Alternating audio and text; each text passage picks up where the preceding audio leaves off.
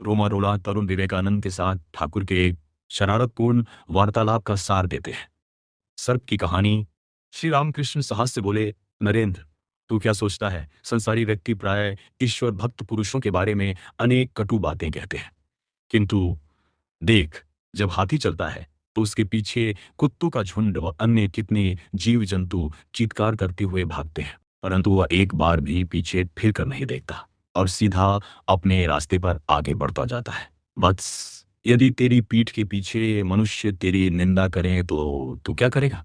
नरेंद्र घृणापूर्वक बोले, मैं उन्हें सड़क में मेरे पीछे भौंकने वाले कुत्तों को तरह समझूंगा। श्री रामकृष्ण हंसते हुए, नहीं नहीं बेटा, इतनी दूर तक नहीं।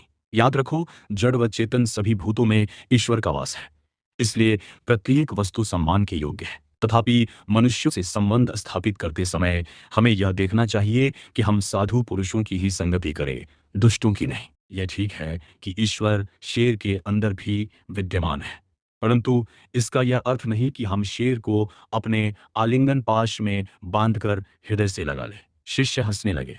नरेंद्र, यदि दुष्ट लोग अपमान करें तो भी क्या चुप ही रहना चाहिए? श्री रामकृष्ण, एक समय कुछ ग्वाले एक मैदान में गायें चरा रहे थे।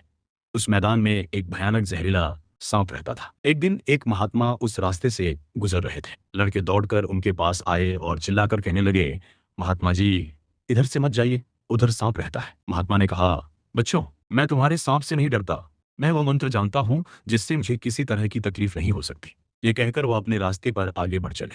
सांप ने उन्हें देखा और फण उठाकर उनकी तरफ लपका। महात्मा ने धीरे धीरे एक वशीकरण मंत्र पढ़ा और सांप केचुए के समान निस्तेज व शक्तिहीन होकर जड़ों में गिर पड़ा। महात्मा ने उससे कहा, तुम ऐसा क्यों करते हो? दूसरों को क्यों तकलीफ देते हो?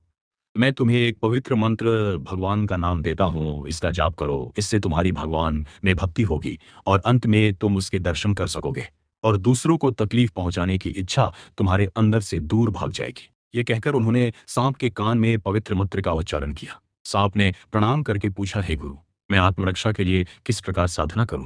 महात्मा ने उत्तर दिया, पवित्र मंत्र का जप करो और किसी जीवित प्राणी की हिंसा मत करो। मैं कुछ दिन बाद ये देखने के लिए कि तुम कैसे काम करते हो फिर आऊंगा। इतना कहकर महात्मा विदा हो गए। इस प्रकार कुछ दिन व्यतीत हो गए। ग्वाल बालकों ने देखा कि सांप ने काटना छोड़ दिया है। उन्होंने उसकी तरफ पत्थर फेंके। वह एक केंचुए की तरह शांत व अहिंसक बना रहा।